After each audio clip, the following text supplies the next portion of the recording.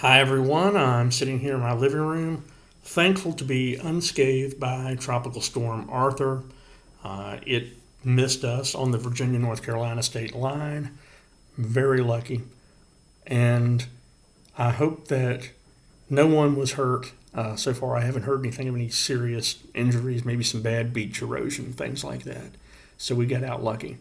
But I want to talk to you about the Ahmud Arberry situation. And it's been a lot of talk about that, maybe too much talk, I think.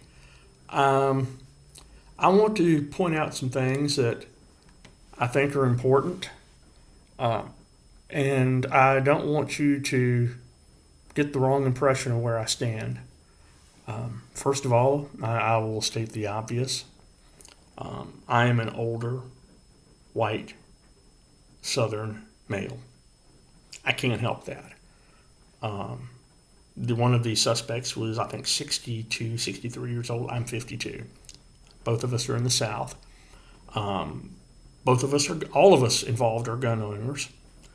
Um, one of the older man was a retired police officer. I have many friends in law enforcement. So, having said all of that, people are, for some reason, presupposing that I think it's a really cool thing that he did.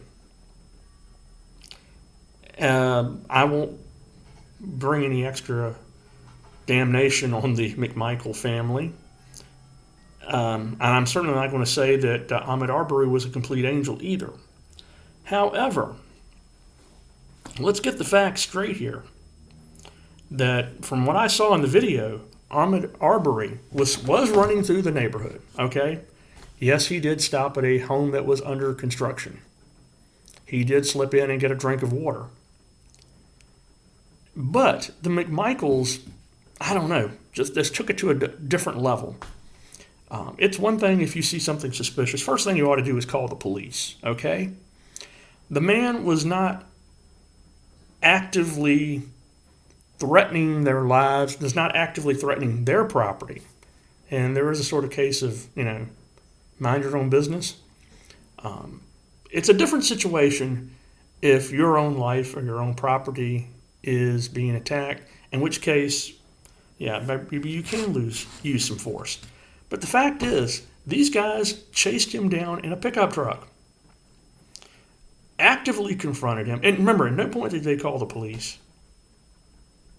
I'm not saying the police do the best job in the world at certain things, but hey, get them involved. That's their main job. At least don't go chasing down somebody you think might be a suspect.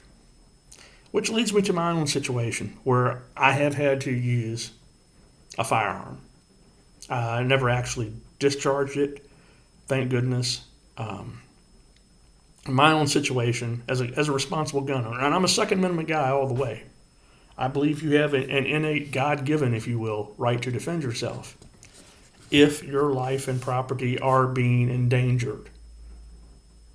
And I want to emphasize that because apparently this guy thought it was his right, if you will, to, I guess be a vigilante. And that's never good.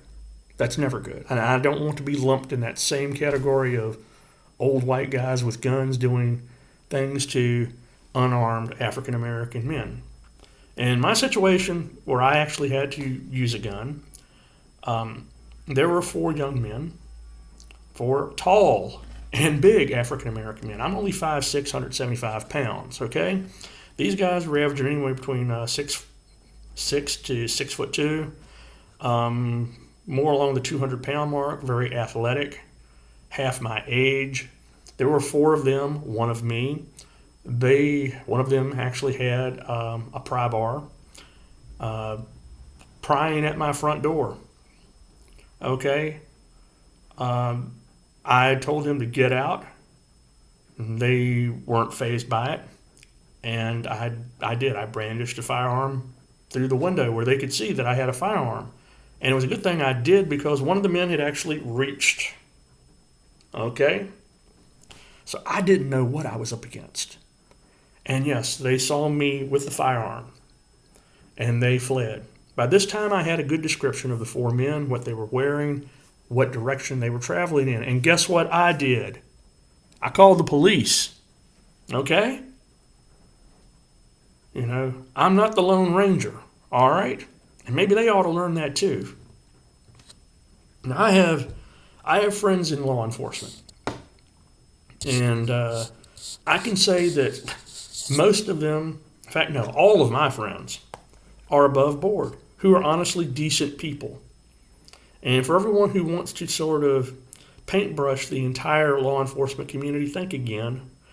Statistically, it's not that many bad apples, but, you know, I make the analogy to this. There's always a bad apple in every bunch. The analogy I can make is, say you have a bushel basket full of potatoes. Only one of them is rotten, but that one rotten one smells enough to make all of them look bad. And I believe this is what's happened here. In fact, I might think it's a little bit more in this particular police department. I think you may have a lot of rotten potatoes because it took that long for any momentum to get going as far as an investigation and certainly getting this young man some justice. I just want to say my condolences are with the Arberry family. Please, and I beg the African American community not to paintbrush me with the same stereotypical kind of thoughts that, say, a lot of older white men would do toward your young African American men. I know that not all African American men are thugs. This guy wasn't a thug. For everything I saw, he just happened to have been running, and yeah, it wasn't a good thing for him to stop at a house that was being built and get a sip of water, but damn, he didn't have to pay for it with his life. For God's sake. The worst he could have been guilty of is trespassing. And it's sad. It's really sad. And another thing, if there's a situation that's kind of sketchy to you and you may possibly need to communicate a threat via a firearm, get the police involved. I mean, if they run, get the police involved. Get an ID on them, get a description, get the police involved. That's what they're paid for. That's what you pay taxes for. You know? I mean, I don't see you with a cape and tights playing some kind of superhero, okay? Just don't.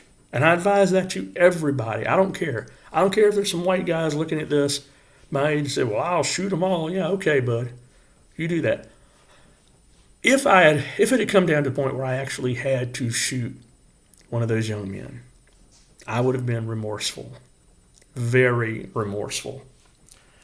I don't see any remorse whatsoever from either one of the McMichael men, and that's a shame. America, we can do better, and I hope we do, and we can get past this thing. That's all I got to say. Thank you so much.